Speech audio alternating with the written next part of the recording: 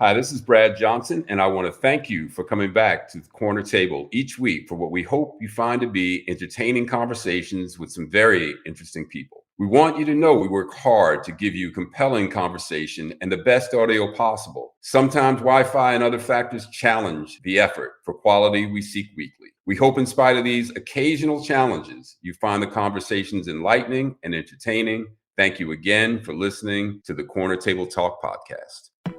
Mean Old Lion Media presents Corner Table Talk. Hello, everyone, and welcome to this episode of Corner Table Talk. I'm your host, Brad Johnson. Here we explore subjects related to food plus drink plus culture, and that includes entertainment, of course. I was recently thinking about people I know who have managed to constantly adapt to the ever-changing whims of the entertainment industry. The conversation started with my son as I was naming people I know that over decades have thrived and morphed from their initial starting point in the industry. Directors who began as actors, music supervisors who at the start of their careers were performers, restaurateurs for that matter, who became film producers and in some cases podcast hosts. That led me to reach out to my next guest, whose career in the entertainment industry since the mid-70s, maybe early 70s, but mid-70s, has shown him to be a model of resiliency. Ramon Hervey II is a name known to many industry insiders since his early days as a publicist working with the public relations giant Rogers Cowan. Soon after heading his own firm, Hervey Company, his job title expanded from publicist to film, TV, and event producer, music supervisor, and talent manager. In those various roles, the list of famous names Ramon has worked with include Little Richard, Muhammad Ali, Richard Pryor, Salma Hayek, Babyface, and Vanessa Williams, as well as many, many others. His clients and projects have won awards and critical acclaim across the spectrum of entertainment. I should note, talent runs in the family. Notably, Ramon's sister, Winnie, is a very talented and well-known TV producer and screenwriter. His daughters, Jillian and Melanie, as well as son, Devin, whose mom is the lovely and multi-talented Vanessa Williams, are all artists. Through a 4-decade career, Ramon has the respect of his peers, clients, as well as his many friends who know him to be reliable, insightful, extremely bright, and always ready for a good dose of laughter. I think I like that part of his personality the best. We've had some good laughs. And from what I've been told, I haven't had this verified, but I've been told he's also got some skills in the kitchen. So I'm going to ask him about that too. He's an entrepreneur in the truest sense of the word and a proud dad of 3. Ramon Hervey, welcome and thank you for joining me at Corner Table Talk. Well, thanks, Brad. It's really a pleasure to be talking to you. It's kind of strange doing it this way, but I'm very happy for you and your podcast. And it's very exciting to see when your friends are, doing and conquering new territories, and love to be supportive, and I'm happy to join you today. Well, thanks so much, man. And yeah, usually we're actually sitting at a real table with some beverages and food in front of us, but we'll make do virtually today. But thanks again. So, Ramon, I kick things off with what I call the short order questions. Just a couple of things I want to fire at you and get your quick response. So, what is in heavy rotation on your playlist these days? What are you listening to, man? You know what? To be honest, lately I haven't been listening to as much music as I traditionally have because I've been doing a lot of writing. I still have albums. So when I really want to sit down and listen, I go back to like a Marvin Gaye record, What's Going On, or any Jimi Hendrix record, some of my own clients, Babyface. I like some of the newer stuff, but I'm really not listening to like any radio. Like I don't listen to the radio that much anymore, so I listen to my daughter's stuff because she sends it to me all the time. And, I listen to other stuff that, like, even your son, when I've heard about him breaking out with stuff, I've listened to his stuff. And, so I don't have it. I guess the short answer is I don't have like a favorite artist at this moment that just kind of does it for me. Right.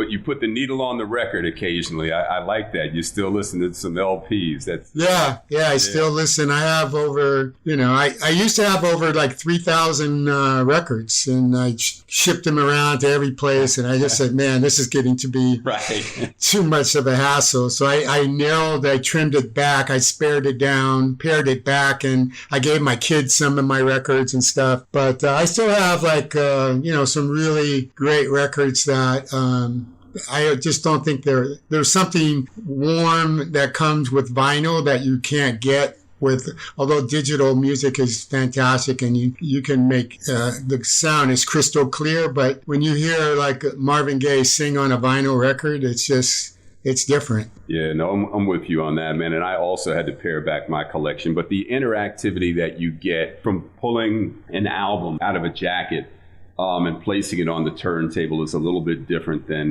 just teeing up Spotify on your laptop. Tell me, and I know you've represented so many famous people, man. And without naming names, I'm curious. Tell me your least favorite trait in an artist or a client. What kind of gets under your skin? Maybe in the initial meeting, something that caused you to decide not to take someone on, or just something that you feel it kind of bugs you that you tend to avoid.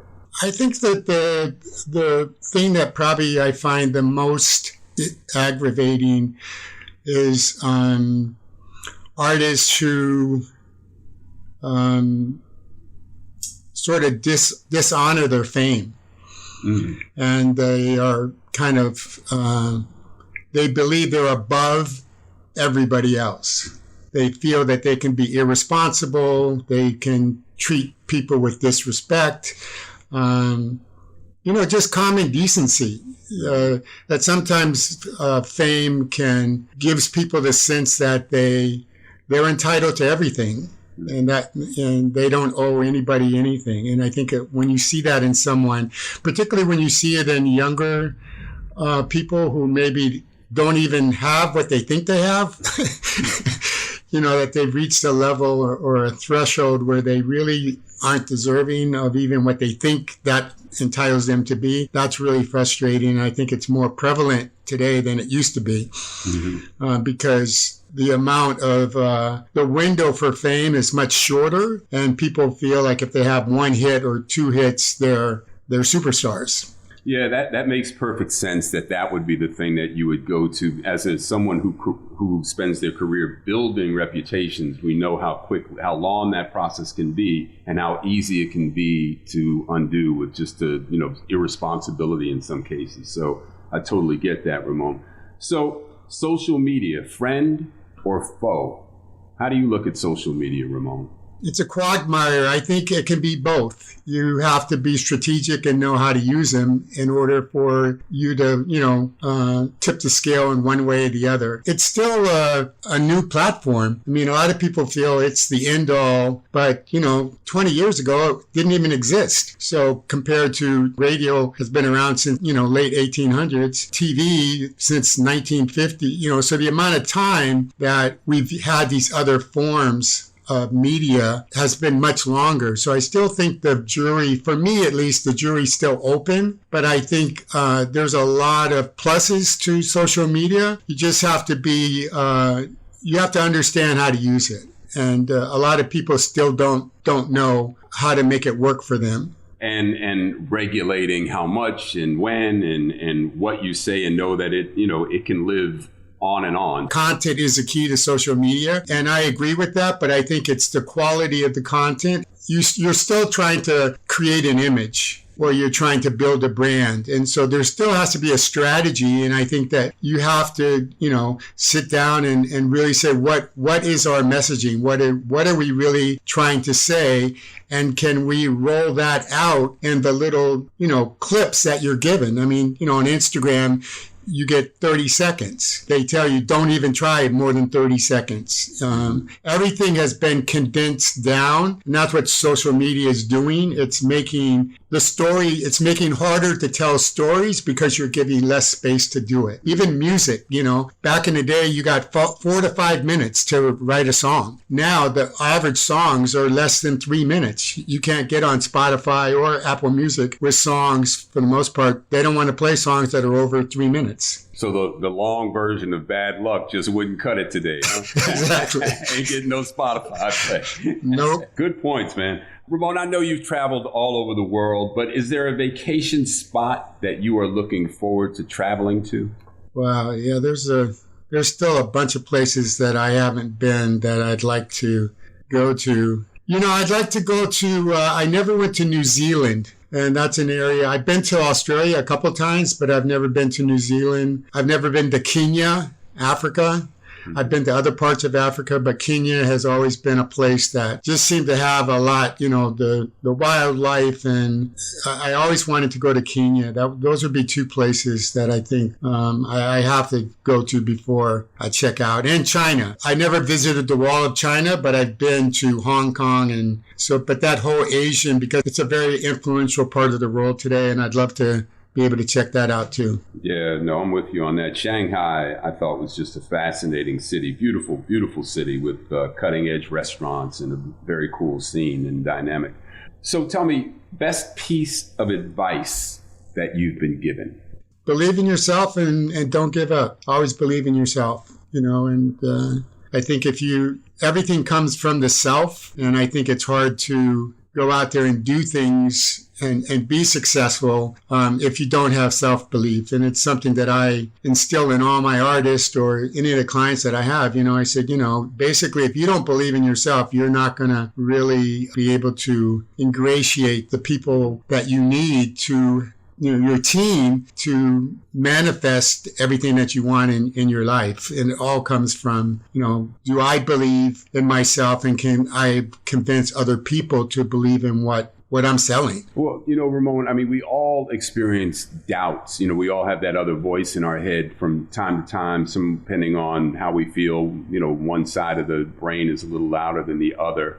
So do you think that self-confidence is something that comes over time? Is it mental discipline that teaches you to turn down the negative and turn up the positive? I think it's a combination. I think wisdom comes with experience. And if you don't have experience, if you're not put in the, it's being like on the sidelines and instead of being a starter. If you never get in the game, you don't really know how to act. Mm-hmm. So you got to at least get to the point where you are where you can make decisions that are quantifiable, because they're based on learned response. And you start to build up that knowledge that you really need to make better decisions and decipher what's in your best interest or what's not. And I think as you get older, it takes less deductive reasoning time to do that. You're able to examine and assess things much faster than when you're younger, and you do carry a lot more doubt because you just don't know. A lot of times you're doing things for the first time. And I think you're going to make mistakes, when you're doing everything for the first time. You can't win all the time, and I think, but that changes. You can increase your percentage rate, hopefully, over time by just, understanding and seeing negative things right off the top. Mm-hmm. And just saving that energy and that time and going down that route when more than likely it's not going to materialize the way you think it is, Right. I normally would just fly through these questions, but you raised some interesting things here. And I just recently had this conversation with someone because it touched me personally. But do your kids, are they responsive to your advice? I mean, it's what you made a career doing is helping to build careers. But do your own kids, do they take to heart what dad has to say and act upon it? Or are you not the best messenger for your own kids? I think my approach to fathering is to be available and to talk when I'm asked to talk. I'm not out there trying to live my kids' lives. And I think that's the thing that if I was going to tell any parent, if you try to do that, it's a losing proposition. So what I've done with my kids is just told them I'm available to you 24/7, whenever I can help you, I'll do my best. If I can't help you, I'll find someone that can. By doing that, I created an open forum where they can feel comfortable coming to me and just asking for my input. And I feel, again, when it's asked, then they're going to be receptive to it. It doesn't mean that they're going to agree to it, but at least I'm not hovering over them and trying to make decisions for them before they need my assistance. Right. Makes sense, man. I like your approach, and I've learned to adopt that same approach. Yeah, especially with my daughter, the music, who's an artist. I find with her, I managed her in the very beginning, and then I stepped aside because I didn't want to wake up one day and say, "Dad, you're fired." But at the same time, I told her, that I'm always going to be here for you, and I'm going to tell you my opinion whether you like it or not. But I'm not going to be, shadowing you. Yeah, no, it's an important distinction, man. All right, so who, past or present, would you most like to host at an intimate dinner party? And because you said, I've heard you say that you have some kitchen skills, what would you be cooking, Ramon?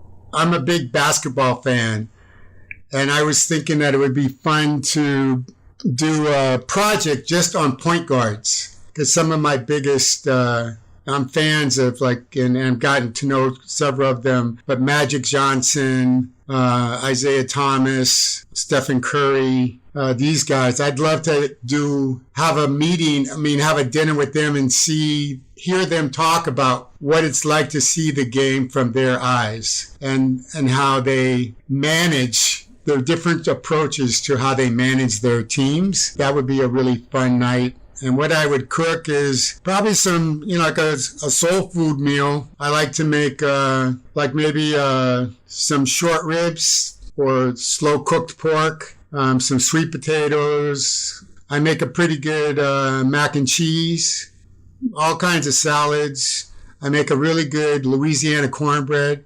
where I use real corn and I put cheese in it and jalapeno peppers. It's a recipe that an aunt gave me, and every time I cook it, everybody seems to love it. It's not like it doesn't take long to cook, but it's just you put in the cream corn with the mixed corn, and it gives the corn a consistency, so it's not cakey. It's a little bit more creamy, and it's almost like a corn pudding, but you can still pick it up and eat it by the hand. And then maybe make some, my favorite dessert that I can make that I've gotten pretty good at is tiramisu. I love tiramisu. It's one of my favorite desserts, and I make that. And, a vegetable. I like to grill a little asparagus, sprinkle it with a little lemon juice, and sprinkle some Parmesan cheese on top. Well, I may not be a famous point guard, but I sure do know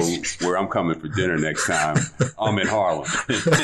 I'm calling you, brother. That cornbread sounds ridiculous. And I love corn pudding. I mean, that's like, and it's hard to, you don't find corn pudding on many menus these days. So you got me. Yeah, I've never been to a place where I found this cornbread, but knowing you, I think you would like it. And I used to love your cornbread. The cornbread that you served at George's was good. I really like that cornbread. Thank you for that.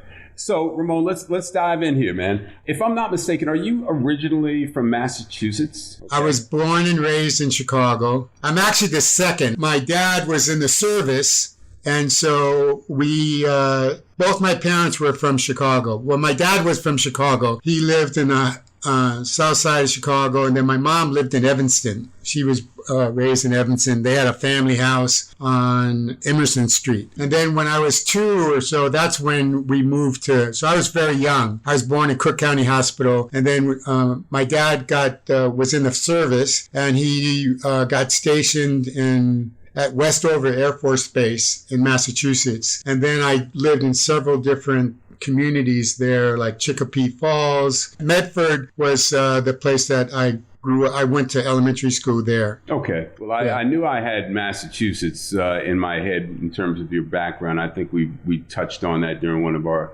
many conversations, but Chicago being your birthplace and your hometown. Describe for me, if you will, the Hervey household. What was it like? I always tell people it was 5 against 2. It was, to me, it was the kids against their parents, and I was the leader of the kids. So I was always saying, guys, we got to stick together. It's us against them. I had two brothers, both who I've lost since, but I had two younger brothers. I was the oldest son, and I have two sisters, both who are still with us. One, my older sister. She was fine because she didn't really want to be in charge anyway. So I pretty much ran the family as far as I was concerned as the child part of the family. Right. Make that distinction clear. Yeah. I did not run the family, but I just ran the children. And, I was kind of fearless. So, like little things like needles, thunder, lightning. I was never afraid of very many things. So they all would, like if it was thunder and lightning, they'd all hover to me and, they'd want me to help protect them. I played the big brother role to the best of my ability. I tried to look out for all of them. And, my parents were an interesting couple. They're an attractive couple. My dad was in the service. My mom, was a homemaker, but she also worked in the retail business for many years. And they did their best. They had an interesting dynamic, and my dad I wasn't really a fan of my dad. So we, from very early on in my life, we were never close and we never became close. So some of the times that one of the things that we used to do as kids is we used to do this pretend, we would play act. And we would give each kid a chance to be able to say what they really wanted to say to the parent. So I'd say, okay, you play dad and then whatever. And then we would crack up. But that was a way where we would get out all of our angst, and we'd crack each other up at the same time. And we would do this consistently. It was fun at times and it was depressing at times because my dad was he was abusive. He had an abusive character streak in him. And so there was, like any family, there's good and there's bad times. Yeah. Man, I amongst my friends, and I'll include my dad in that. You knew my dad. And, people would be surprised to know my father's nickname as a young man was Short Fuse. Because he was so volatile, man, and it was so easy to set him off. And a lot of my black friends, man, have stories about their dads that, this just underlying anger that unfortunately, in some cases, if you throw alcohol in the mix, it can get, violent. I had a lovely relationship with my dad. I know. Your dad was great, man. I was a big fan of your dad's. Yeah, thank you, man. He was of yours. And I think it's also informed us as dads, right, in ways that we've learned from some observation. And I've had the pleasure of knowing your mom, having met your mom. Your mom is 94. 94. Yeah. Fantastic. Is she doing okay? Yeah, she's healthy, man. She's hanging in there. She doesn't have any lingering health issues. She's dealing with little things here and there. She's slowed down a bit, but all her wits are still there. She's still bossy and wants to run everything, She even tries to tell me how to get to her house, and of course she won't let me drive. She wants to always give me directions. The last time I was in LA, she told me to turn like 5 blocks before her house. I said, Mom, this is not where you live. I'm going to turn and I'm going to turn to make you happy now. And then after that, will you please be quiet? Because that's a good son. Yeah, just please, you got to just be quiet. I'm not a little kid. I know how to get you home. Oh man, you gotta love her. Yeah. So Ramon, you mentioned LA, and I know you've lived in Los Angeles, Harlem now. How is life in Harlem for you these days, man? Harlem's an interesting place to live because I initially, after I got divorced and I lived up in Chappaqua for many years to, just to stay there to be a father. And then when my son graduated from high school, I had contemplated moving into the city several times. And then every time I thought about doing it, it just didn't make sense. I thought I was going to put too much pressure on myself and the family, the extent, the broken up family, but still a family. And I wanted to live downtown because that's the area that I came to Harlem for fun and different things, but downtown was really more the area where I spent most of my time whenever I came into the city. I knew it very well. And, but all the places that I wanted to get were ridiculous. And I was living in houses and everything down there was really small. So I picked Harlem and I started, and I hadn't lived in a really black area community in quite a while. And I started thinking, I found a place in Harlem on 120th Street between Park and Madison. And, I just thought it would be a great way to rekindle my black heritage. And there was so much history in Harlem. A lot of, gentrification was happening, but still you had this history and just getting to know a part of New York, which, is really legendary in so many ways, and getting accustomed to the food and, and trying to be part of the neighborhood, be integrate into a neighborhood that I really didn't, when I lived in Chappaqua, I didn't really do that as much, but I was mostly there as a father, So I think Harlem's going through some growing pains, and a lot of people think that gentrification is happening. It's all throughout Harlem, and it isn't. There's pockets of it. There's pockets on the west side primarily. Frederick Douglass Boulevard has really, that's kind of a melting pot, and you can see how gentrification in old Harlem is trying to fuse itself together. There's blocks where you can go and there's 5 or 6 restaurants where you see no black people in those restaurants. Wow. They're almost 90% white people. And then you can go a couple other blocks and it's the exact opposite. So you have these little, areas where, and it's not like the typical white, it's a lot of Europeans who came over here, a large French sector, a lot of French people. A few of the restaurant owners are French, but, it's a melting pot, but I don't know if it's a completely fused neighborhood. And then you have East Harlem, which isn't really this, that's still Latin, and it's not quite the same as the West. And I live 4 blocks from Lexington and 125th, and that part of Harlem is old Harlem. You can see, I've seen people stabbed there, people with their pants down, people on some drug where they're just spaced out and can't move. All the new age drugs start in the ghetto, and they start in those areas, pockets, and people hover around the subway station, and it's not a pretty sight. But then 5 blocks away you could go to the Red Rooster or something on 125th and Lenox, and it's a whole different community. So you really have to know Harlem to know where it is and where it isn't the same, where some areas are still very much stressed and suffering from disenfranchisement, and others where you feel, okay, well, this is a great looking street. All the brownstones look great, and you see a lot of people who aren't black walking out of, with their kids and their families. And so it's going to be interesting to see how it develops. Even since the 10 years that I've been here, there's been an influx of big name brand names like Bed Bath & Beyond.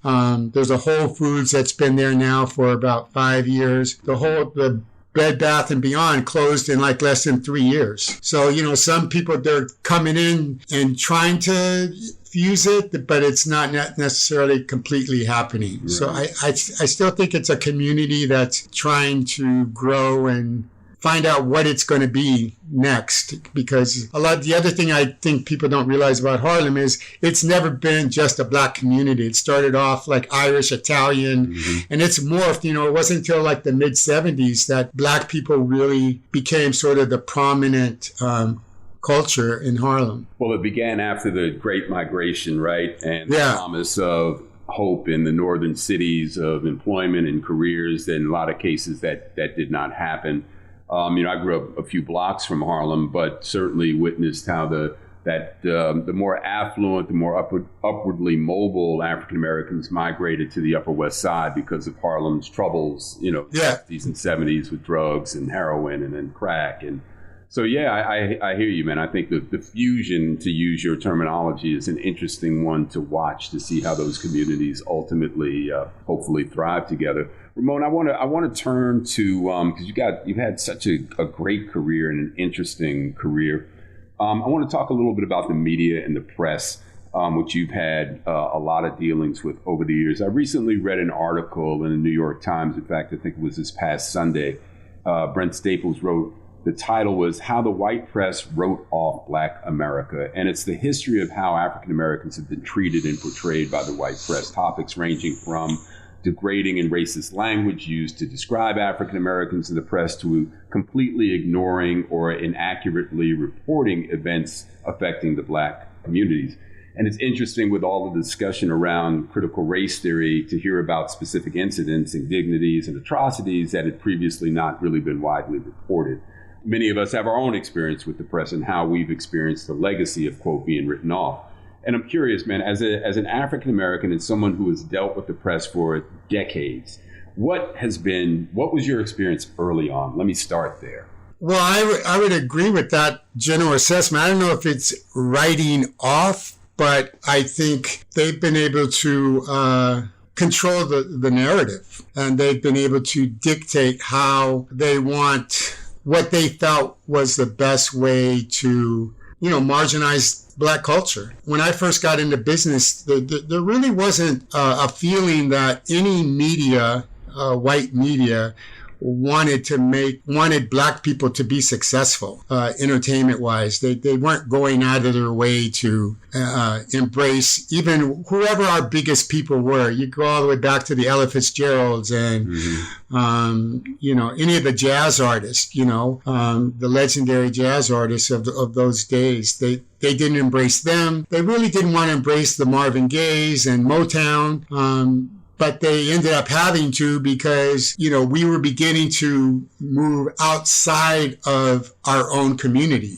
little by little. And they had to deal with this in a way that they really didn't want to. But I think that the other thing that I think has been a real harbinger and a drawback to our narrative being told in the way that reflects who we are is just a lack of journalists. There were very few journalists, and there were no editors. So if there are no editors that are controlling what's written about your culture, then it's open season. They can pretty much say what they want. And that's still a struggle in today. And that's what I found. There were very little Black journalists when I first started in the mid-'70s. There were no major music editors that I can remember at any of the major papers, meaning the New York Times, LA Times, Washington Post, Boston Globe, any major city. There were no Black music editors. There was a guy named Dennis Hunt, a prominent music critic at the LA Times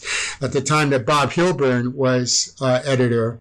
For example, Dennis, I don't think he ever got a cover page of Calendar, the Sunday Calendar section, which is like, the epitome of what a music critic or any of if you get a cover of their Sunday magazine for any major national newspaper, that was something, and you couldn't go to any place, Washington Post, or there was a guy at the Washington Post who was well known. There wasn't a, quote, pop music critic who was Black, who was actually the head of the whole. So from entertainment, and then I think you can go into metro sections, business sections of the newspapers. There were no editors. So Ramon, let me throw then at you on that point, because I mean that parallels my industry, having come from the food world. We experience the same thing. No Black food reviewers, food writers. We're few and far between. Certainly no editors. But let me throw a few names at you, get your reaction as to the role that these individuals and or organizations played in terms of the coverage that you were able to get for some of your clients. BET, Soul Magazine, Ebony and Jet, Don Cornelius and Soul Train, and then some of the chroniclers of the Black entertainment industry, Stanley Crouch, Steve Ivory, Regina Jones, Rudy Langlis, who, Rudy was the first Black editor at the Village Voice. I don't think that happened until the mid-'80s. Nelson George, Audrey Bernard at the Amsterdam News in Harlem wrote a great society column and gave a lot of folks. I remember Audrey. So give me your impression working in that industry, the role that some of these individuals and organizations play to at least give you places to go where you knew that you had an ear and some support. They were vital. I mean, all the people that you just named played a role in advancing our culture and opening it up to mainstream audiences, because they were able to help give our music, our culture value, intrinsic value. And that's one of the things that if they wouldn't have done that, then there was nobody else to do that. Because as I just noted, white America or white, all the white media structure, they didn't care. That wasn't important to them. So if the Regina Jones and these people, Regina, had Soul Magazine, and you had to be in Soul Magazine to be valid. If you can't get in Soul Magazine, then that was like, damn, you can't get in Soul Magazine, and you're black, then that means you ain't Asian. It's like, because Regina wasn't. The thing that I liked about Regina was she wanted the best. Yeah. It wasn't about, like, I'm not going to put everybody in my magazine just because they're black. Just because. Yeah, just because. And so she was a staunch, she was not an easy sell. Mm-hmm. I mean, she worked diligently to try to make sure that she was representing the culture in the best way, and she was representing the people that she felt, and her team of writers like Steve Ivory and several others felt were legitimate, talents who were, changing the face of contemporary music in their era during their time. Right. So those were all people that I first started at Motown, and I was only allowed to deal with black press. Even though I worked at a black company with Berry Gordy, there was a guy named Michael Roshkin, and he was the chairman he was the VP and chairman of public relations there. And he controlled all the major media. So I couldn't call Newsweek, Time Magazine, the New York Times, all of those publications. And Bob Jones, who was the legendary publicist, he's the one that gave me my break, actually. He wasn't allowed to either. So when I came in there, I was only dealing with with black media all around the country. I could deal with it in LA, for example, all those names that you just mentioned, Regina Jones, Don Cornelius, who I worked with for over 10 years as I actually was his publicist for many years. I helped him launch the Soul Train Music Awards, and I had many of my clients that would not have ever appeared anywhere else on TV appeared on Soul Train thanks to Don. Don had he was a real orchestrator of he introduced so many, just hundreds of the best black talent in the industry. Ramon, as you're saying that, and again, I related back to the restaurant industry to some degree, but the fact that you were directed towards these black media companies, black outlets, it helped these companies to proliferate or at least thrive, right? Because they knew they were getting a certain segment of the business. Once it became a little, more general and the media became a little more friendly to other cultures, I think it diluted some of the significance of being more specific. And I think as a result, the audience started to fade for some. I know Ebony and Jet are, I think they recently got bought, but they're not the publication they once were. Do you see anything in that? Here's what the real issue was. As a publicist, what I realized when I got in that position and I was dealing with is every media outlet that you mentioned, BET, Don Cornelius, whose show was syndicated, Regina Jones, all of these publications, although they were documenting and chronicling the best of black, they weren't getting ad support. And they really looked, even Jet and Ebony, which were they were the standard bearers at that time. I mean, every time I talked to Bob Johnson, who was the editor of Jet, he would talk to me about ads. Mm-hmm. What can you get? Because I worked at Motown. He said, "Can you get me ads?" And I said, "Bob, I'm a publicist. I'm not in ads. Mm-hmm. I can't. That's not my department." But all of these publications, Regina, all of them were struggling for ads because all these publications are based on 3-to-1 ratio. Back in the day, it was 3-to-1 ratio. So you had to have. It was supposed to be 3 pages of ads to 1 page of editorial. And that formula is how that's the money they needed to really be competitive in the marketplace.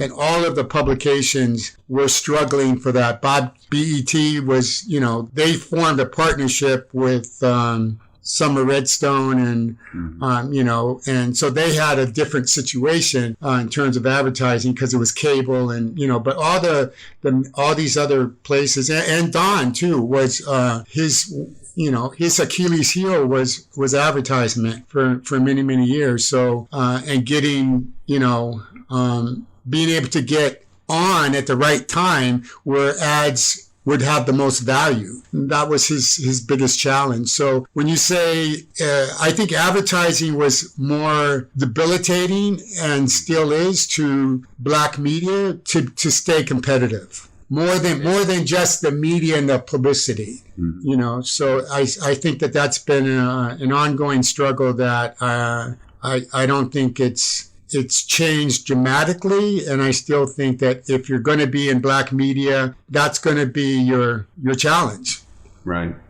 It strikes me now, though, man, that when you see the rap stars of today, selling Sprite, selling McDonald's, selling these products to the consumer, and that they're getting paid a lot of money, and obviously they have the marketing. They have the following, man, and whereas you've got these Black media companies that were struggling for advertising back in the day. That's a whole nother podcast. So Ramon, let's talk about a little bit about R&B Live, the weekly concert series that you introduced to Los Angeles. You and Bill Hammond, our friend, produced. It was a phenomenal show every week. Incredible talent, name talent, but the concept, the stars, the energy, awesome. Yeah, the genesis for R&B Live happened for two reasons. One was, Bill had an idea of doing a jam thing, which I thought was kind of interesting, but I didn't think it had any substance. And he had worked for me as an intern. But the more I thought about it, I thought that if it really had a strong musical purpose to it, that you might hit our stride. And there were two things happening that made me feel that. One was the emergence of hip hop music, and hip hop was basically kind of bastardizing R&B music because they weren't using the musicians. They were sampling the music. And that was putting a lot of musicians out of work, because normally these musicians, their livelihood, besides touring, was doing session work. And the other thing that was happening was technology was advancing and a lot of records were being made by Pro Tools. So anyone could make a record at home. Again, siphoning off Black music, Black musicians losing opportunities to record in sessions. And once you recorded, then you'd go out and you'd perform, but everything was being truncated. So, rap artists were going out and just performing with a spinner. They didn't have dancers to tracks. Everything was live to track. And then you had artists that didn't want to, they could create sounds. They didn't need to pay the artist anymore. So I wanted to, create a place like a haven to keep our music alive, to keep R&B music alive, and to have the music industry, particularly R&B fans, be able to go to a place to enjoy that music. And the key to the concept was not to advertise the talent. That was the one thing, because one, we didn't have the money to pay them. Two, I was a manager, and I knew that if we advertised the talent, they would want money. So I came up with the idea of we have to hype this up, make it something that people want to do, and not charge and build our reputation on people coming in and being surprised every week by who we put on the stage. And that was the result of that was that it got so cool a thing to do that you got all the performers that you would have never been able to pay. Yeah, exactly. Prince performed. Stevie Wonder called me up the first time. He said, "Hey, Ramon, I want to come down and perform what you're doing." I go, "Hey, Steve, man, you come down, you perform as long as you want." Stevie Wonder called you up on the phone? Well, I had worked with Stevie. We knew each other, but, he called me up personally and just said, "I want to come down." I said, "Stevie, whatever you want to do, man." But it became that kind of thing. I mean, all the record labels started calling and they wanted to get their artist on. So we not only got the artist, but we got the industry, and Quincy brought Barbra Streisand, and we got all the major players from the film industry and the television industry, and it just became like the thing to do when you're in LA. I mean, I always said, hey, I'm coming out. I'll be at your place on Wednesday night. I just flying, you know, I made my plans. Who you got? Can you tell me anything? And I go, no, man, I can't tell you anything. Otherwise, you know, I'll ruin it. But it's going to be good. It's going to be good. So everybody that performed at R&B Live, which a lot of people didn't realize, we never announced who they were. And that's what made the concept catch on. And it was our, you know, it was our mantra and what kept us going for, you know, a good 5 years. I think it's hard to overstate, Ramon, how significant, you know, only one night of the week. It was Wednesday night, right? Yeah, Wednesday nights. Just how significant a night that was culturally, how much folks looked forward to it. Yeah, it was fun. It wasn't a money-making adventure, and for me, and it's one of the things I'm most proud of, and also actually one of my biggest failures, because I never got it to be what I thought it could be. But I got recognized, and Bill, it led to a great career for him. So I'm happy for him and everything that he's done since. I used to get recognized in airports. People say, hey man, I met you at R&B Live. It's like the best show I've ever been to, you know, blah, blah, blah, you know, you're the guy from R&B Live, you know, so, and I thought, man, you know, but it was like I was giving a big free house party. Yeah. You know, and I just wanted it to be, I thought it had so much more, it could have been so much more. And we had HBO interested, I had Fox TV interested, I had Stan Lathan and Russell Simmons even, I was going to bring them in as a partner. So I had all this stuff going, but it just, you know, I had Lou Adler from the Roxy when we played there, and we had to deal with 20th Century Fox. And I was just coming so close so many times, but just couldn't get over the hump. And so it's the feeling. Yeah, it's one of those things I am really, really proud of. It's probably the most fun of anything that I've done, but also, like I said, it's always been like a thorn in my side that I didn't get it to go all the way. Yeah, no, I can relate to that, man. And we would love to know that there was a weekly R&B Live show somewhere in your favorite town. Let's shift gears here. As I mentioned, you and Vanessa Williams were married. You have 3 beautiful children. I'm not quite sure the timeline. I know that you worked with Vanessa for a period in the 80s. And of course, she was the first Black Miss America. She was forced to give up her title, which Sam Haskell, the president of Miss America, ultimately apologized. But Ramon, I'm curious, as you navigated that, what followed in trying to get that back on track, did you think that was going to blow over? Did you think it was bigger that it became bigger than it needed to be? What was your mindset during that time, and how did you navigate through? Because obviously Vanessa's gone on to enjoy, you know, a phenomenal career, but you know, you were involved. And I'm just curious to get a little bit of your take, what your mindset was like during that. I was involved in the very beginning. So the year that she won Miss America was 1983, September of 83. And sometime during that year,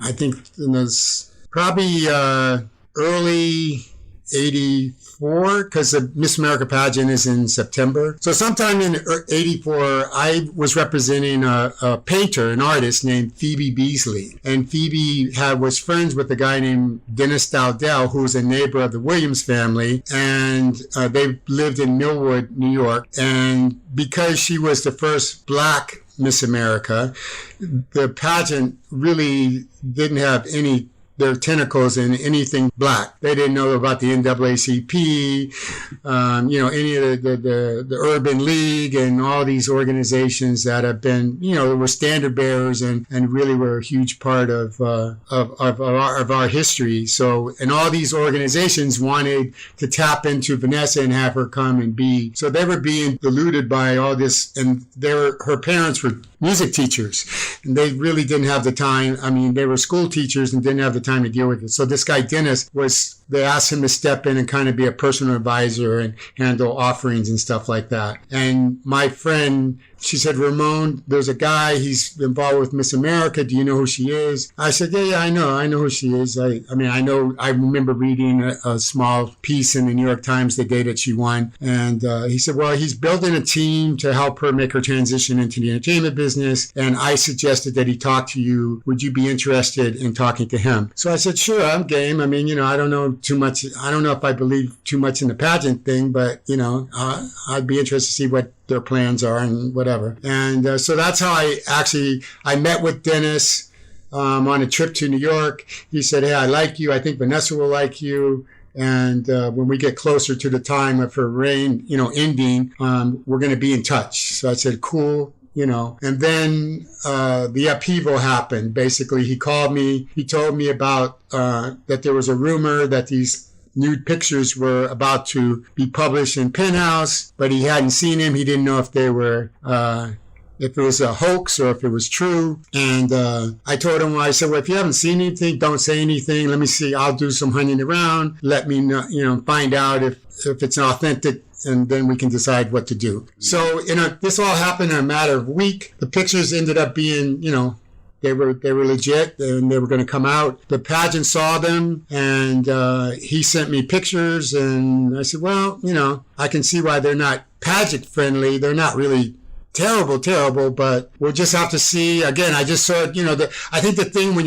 you have a crisis is you can't jump the gun. That's the key. You really have to know. So the idea of getting out in front of doesn't necessarily apply across the board. It's not always the best strategy. No, if not unless you know what you're getting in front of. We didn't know what the story was. Mm-hmm. And the main thing was he didn't know how the pageant was going to react. So why go out and make a statement when your only concern is, okay, what is the pageant going to do? We know these pictures are going to come out. What's their reaction? And then you have to be prepared to respond. So the pageant came out and said, we are mandating that Vanessa Williams resign, and we're giving her 72 hours to respond. So he called me up and told me that's what it was. And I said, well, if you want me to help out, I'll help out. And what I would suggest, we should do a press conference in New York and set it for exactly at the very end of the 72 hours. Make them wait. And then we'll make an announcement. It'll be out to the world all the same, and you can follow up, send them a letter. I don't know what you guys want to do, if you're going to resign or whatever, but I don't need to know that now, but you need to tell. This was like on a Friday. I was told on Friday morning, July 21st, 1984, and the press conference, I said, we can't do it today. It's too late. We have 72 hours, so let's do it on Monday morning. And I had an affiliate PR company, a good friend of mine by the name of Ed Callahan, and I told him I needed his help to help me set up this press conference. And that's how I met them, and I orchestrated the whole thing. I took a red eye in that night. I set up the press conference before the close of business on Friday night, and we had you had to send everything out. There was no, social media or whatever. You had to fax everything. So we did a photo news alert and sent that out on Friday because I wanted to get to people so we could find out what kind of response we would get before Monday morning. So it was important to get the photo news alert out before 6 o'clock when everybody would be leaving. And even that was pressing it, like on a Friday in New York, as you know, people start bailing early. But, that's how we started. I said, well, look, I'll come in because, again, when I decided to take this on, I didn't know what they were going to do. I didn't know if they were going to, my thought, I remember taking the plane in is I hope they let her resign because that's what I thought she should do. There was only 8 weeks left, and I didn't think that the pageant, even if she didn't resign, would let her do anything in the last 8 weeks. And there was no court that I thought could rule or put an injunction that would give her permission to serve on behalf of the pageant in these last 8 weeks. So my recommendation, or what I thought they should do, is she should resign. But when I got to New York that morning, I met her mom and her dad and Dennis and then some lawyers. They all, wanted to tell her that she should fight for it. Wow. Ramon, history is the best teller of these stories. And, in terms of a testament to the job that you did and what you orchestrated here, you got the girl. Yeah. Well, I wasn't trying to get the girl. I know, but you got the girl, man. You did. You obviously, listening to you, I've never heard you tell that part of the story before. And it's fascinating. And I'm certainly, and I'm sure a lot of the people that know you would love to hear more in detail. But, those of us that know you find it completely believable that you would have been able to navigate through something as challenging as that and then end up with with the girl. So, but let me the one thing I will say, it was much bigger than I realized, because being in LA, they didn't cover it. It wasn't as big a deal. In New York, it was a tabloid story. So it was running, every day. Oh, nonstop. Yeah. Yeah. So when I got there, even over that weekend, there was over 400 media camped outside of her house. And I said, oh, man, this is like, this is major. This is much bigger than I thought, and I was just happy as a black man. You just want an opportunity to compete, and for my little boutique PR company, I just said, this is my chance just to show people that I felt, I had the expertise to be competitive, no matter how big the task was, that I could work it out. But it was much bigger than I thought. It was more of a detriment to her than a lot of people thought it was, who just thought, oh, well, any press is good press. It took a long time for her to put that behind her. So it wasn't something like all of a sudden the press conference was over and everything was hunky-dory, and she got rejected for a long time. It was an early version of cancel culture, right? I mean, I was in New York at the time, so I remember how intense the press was about it. And look, it may sound, disingenuous to say it now, but there were a lot of us who never believed that it was that big a deal. We were more proud of Vanessa for what she had accomplished than embarrassed for her for what ultimately came of it. But to your point, man, it was a major story, and it was an early version of cancel culture. Yeah, especially in New York, because she was Miss New York, and that was the one thing that I underestimated in trying to sense the magnitude of what this meant in terms of a bigger story. We're winding towards a close. So you're in the process of writing a book, and I know you have unique insights, fascinating stories. You've been at the center of the entertainment industry. And have seen some disruptions, streaming, Netflix, Spotify, quite an evolution during your time. And, those of us that know you, man, know you as a very calm, cool, collected, perfect gentleman. So I'm very interested to hear what the story is that you're working on from your perspective, Ramon, in your book. But in a broad sense, what stands out for you as a veteran of the industry about where we were when you started, where we are now, and what you see down the road? That's a huge question. I'll do my best to try to answer it. But the book is it's not a memoir, first of all. Mm-hmm. So it's not a personal account. I'm obviously throwing in personal anecdotes and stories, but it's really my perspective on fame. It's called the Fame Game. And when I was trying to think, a lot of people say, oh, you have such great stories. And I've been encouraged to write a book for a long time. And, I thought about it, and I just kept thinking, I'm not really much, I've never been a person to blow my own horn. And I actually never desired to be famous. I just wanted to be a winner at what I do, and represent. That was really my main goal, and just to get better, learn, always been open to knowledge, and, everything that I've tried to put my hands on, I just wanted it to be successful. But I didn't really think that I needed to be famous, because I think fame can be a liability. And particularly for a publicist or a manager, if you're more famous than your clients, that's not necessarily a benefit. Mm-hmm. So I was always very conscious of that, to be respectful of that and my place, and just to let people know that, I'm here to help you. I'm not trying to be you. It's not our career, it's your career. This is what I can do for you. Even with Vanessa, I always stress that, I'm here to help you.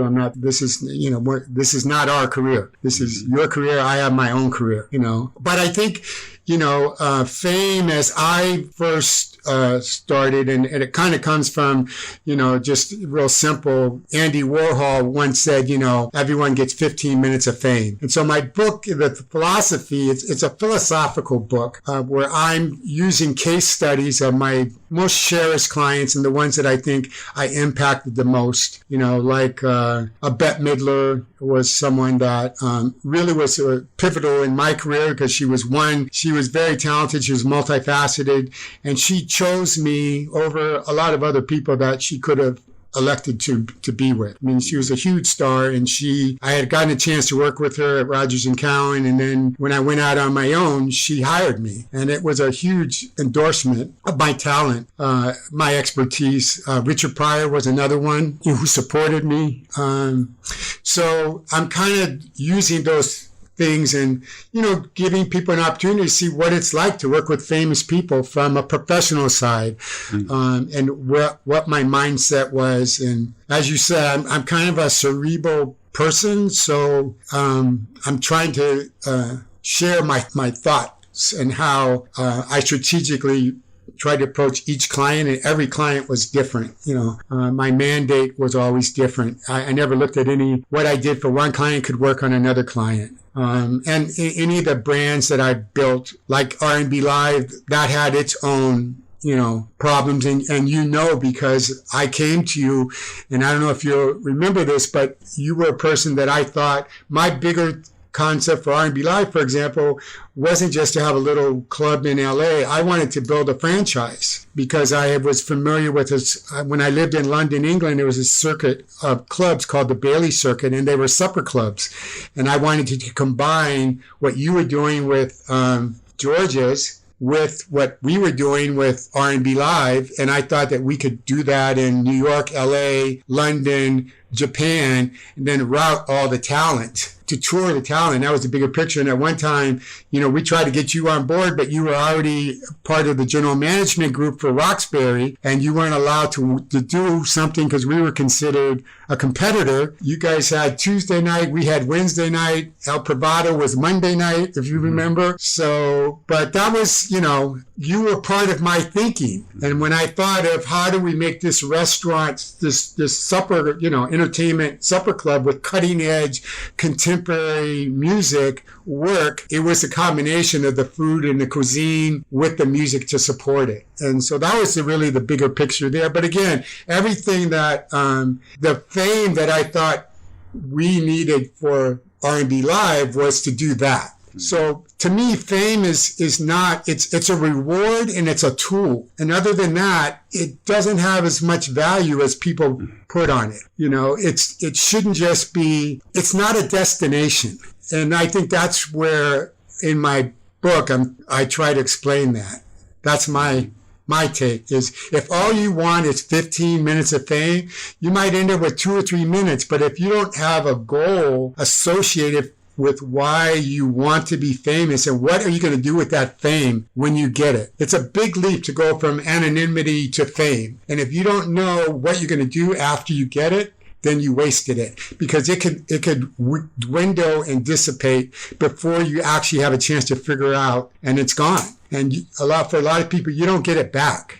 It's not like something you just go, oh, okay, I can just go back next week and become famous again. It don't happen like that. You lose it. A lot of times it never comes back. And so that's kind of what I'm trying to deal with in the book, and to, maybe impart some knowledge to some younger people out there who are using social media and believe that fame is going to be lasting and it's going to change their lives. And even, the fight, if recently there was a fight between Mayweather and the white kid who's a social media star. If you look at all the media that covered that fight, you have Mayweather, who's famous on a level. He's one of the greatest athletes of all time. He's on upper tier level fame, on the level of not so much for everything like a Muhammad Ali, but for his industry, he's one of the best to ever do it.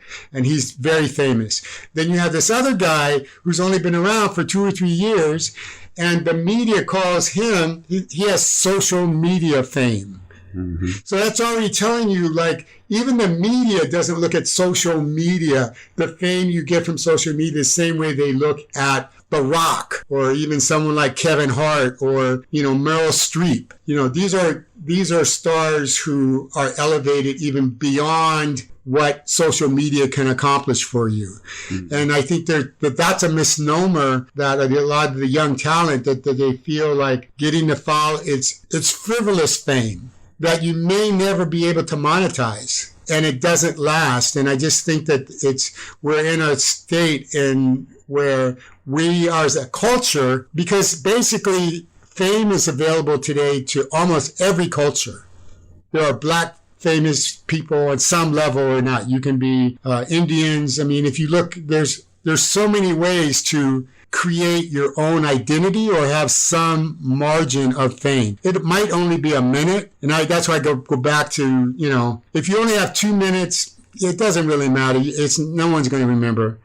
Someone say, oh, yeah, he was hot on. Yeah, I remember him. If you have 7 minutes, maybe you can work steady. If you have 7 minutes of fame as an actor, you can probably build a great character actor role, whatever. You can keep performing, whatever. If you have 15 minutes of fame or 10 to 15 minutes of fame, if you have a great strategy and a team behind you, then you can milk that and turn it into longevity, a long career. But then you have to keep fueling it, reinventing yourself, making changes just to sustain a certain level of fame so that you're relevant. But again, it's a tool. It's not, and I think that's what everybody has to decide, if that's the lane that you want to get in. Like, how much fame do I need to achieve to be comfortable within myself, in terms of who I am, if my goal is to be a personality, and financially, did the amount of fame, is the amount of fame that I have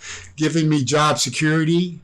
And that's where I think my book is going to deal with those issues, and then just show how these different people that I worked with, Quincy, Don, Richard, Bette, Babyface, Vanessa, how they all approach fame differently. Ramon Hervey II, and I'm gonna stop it right there. And I like the idea that fame is not a destination. It can be fuel, but it's not the end destination. Thank you so much, man, for joining me here today on Corner Table Talk, and gonna really look forward to your book when it comes out. But in the meantime, man, it's just been a pleasure having you on the show, and I appreciate the decades of friendship and guidance, man. You're one of the best. Thanks so much, man. Good talking to you. Good talk to you too. That was Ramon Hervey II, and here we are now with Ambassador Shabazz and How We Move. Ambassador, what's going on in your world? Well, first of all, it was really wonderful to listen to Mr. Hervey II there. Haven't heard from him in, I would say, a decade directly. And, reflectively in the 80s, when we were all so explosively proud of the mother of his children, Vanessa Williams, and then the assault is the way we felt, when she was being maligned by, an action that she took as a young person, but there was no yielding regard for the impact. And then here comes Ramon Hervey on the scene. And when you saw him, there was a calm. There was a trust. There was a certainty. And while we knew the crisis was big, I think many of us, certainly myself, felt the comfort in knowing that she was in good hands. And so while he was already a publicist for nearly a decade prior, his entree was quite defining in 1984 in how he represented people of color, how he represented Black manhood, how he represented his professionalism on behalf of this person that we had already so claimed. And because I don't even know if I knew that a publicist was a thing before Ramon. No, and he was very defining. I think he served many purposes at that time, and he was young, and in her needing him, we needed him. He was an advocate in a way that made no noise. He had a quiet presence. He was ever present, and you knew that she was able to inhale and exhale in a very challenging time where a young person's explorations or poor choice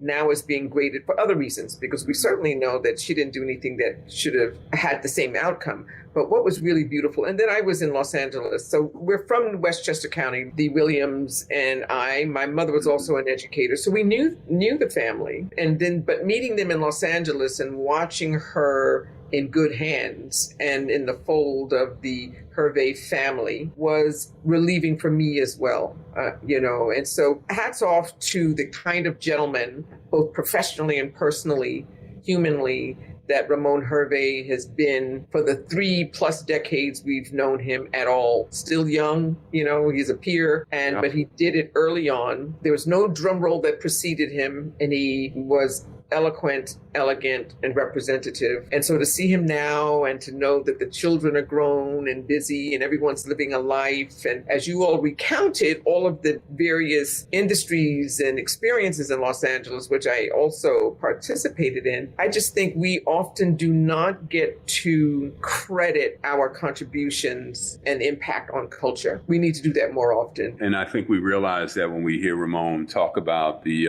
lack of media coverage, access, writers, editors, from the time that he started as a publicist who would, need to reach out to those sources and not have them there, and just missing the narrative from those periods that was not from our perspective about our own culture. No, but here we are now, 30+ years later with our own kind of seniority and the opportunity to even have corner table talk and our comrades to share, reflect, and chronicle. This is really timely so that young people, with the new word influencers, I think we have to, they haven't a clue. Right? Bless them. But you want to say you couldn't be the influencer you are now without that which preceded, you. And I just loved his candor, his openness about the highs and lows of life and balancing them. And me knowing him on this side of it, he was always, when he entered the room, you knew a gentleman was present. No right? question. Yeah. No question. Yeah. So now, not to mention, I'm glad that he's in in our home state. I love the fact that he's experiencing Manhattan, even though he's a Californian by way of Chicago. And you're right, we're going to have that cornbread. Yeah. So tell me, what else has your attention? Well, let me say this. I am ecstatic about people who are daring to travel, people are emailing me and telling me that they finally gotten their passports. There are people who are asking me if I could help define life, winter abroad in a warm, sunny place, juxtaposed. I think 2020 enabled us to realize that there are a lot of ways you can live your life before retirement. And so there's the whole expat world, right? And expats are not just people who are seniors getting away, but they're people who are making midlife career decisions to kind of downsize and make a life across the globe. And there's this sister, Turner Francis. She's an Afro-Jamaican sister who she and her husband have lived across the world in a number of locations. Of course, her home country of Jamaica, but also London, Hong Kong, and Dubai, where they created a vegan dessert company.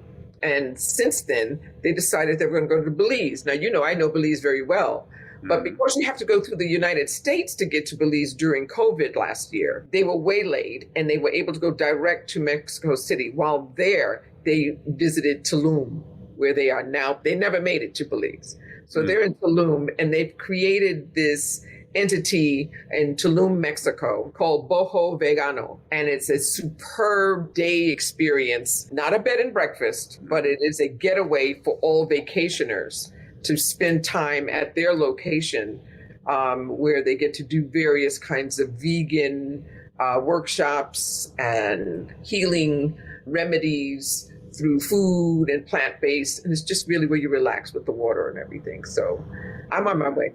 Yeah, we are relaxing and re-energizing. Have you been to Tulum? I have. It's really beautiful. It's just a stretch, of beach and resort properties, but it's become, a little bit chic in the last few years. I was there in the early 90s.